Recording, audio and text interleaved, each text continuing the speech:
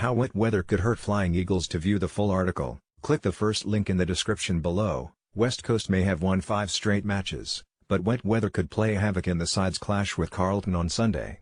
Up to 40 millimeters of rain is forecast for Perth, as well as possible storms, but Eagles coach Adam Simpson is confident his team won't be too top-heavy in the conditions.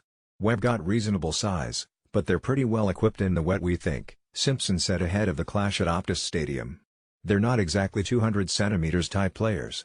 Oscar Allen is our second ruck and Hess our third tall forward for us, and Jake Waterman is 191 centimeters, so they're more utilities than talls.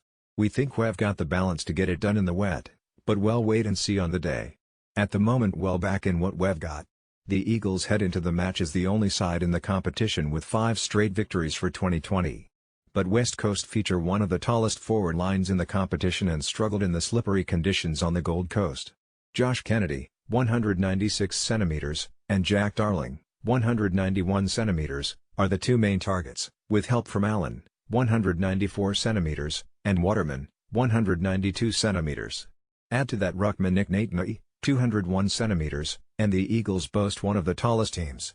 The tall combination has worked well in recent weeks, but whether it will succeed in the wet remains to be seen. Simpson has left the door slightly ajar to make a late change to the team, but he doesn't think having 4 tall forwards will be a problem. Carlton coach David Teague is embracing the forecast wet weather. "I have to admit our boys like it," Teague said. "We do love playing in the wet. We have adapted reasonably well in the past, and if it's wet this week, then we need to make sure we adapt and we put our head over the ball and get the ball going our way." The Blues led Hawthorn 31-0 last week before falling to a 31-point loss.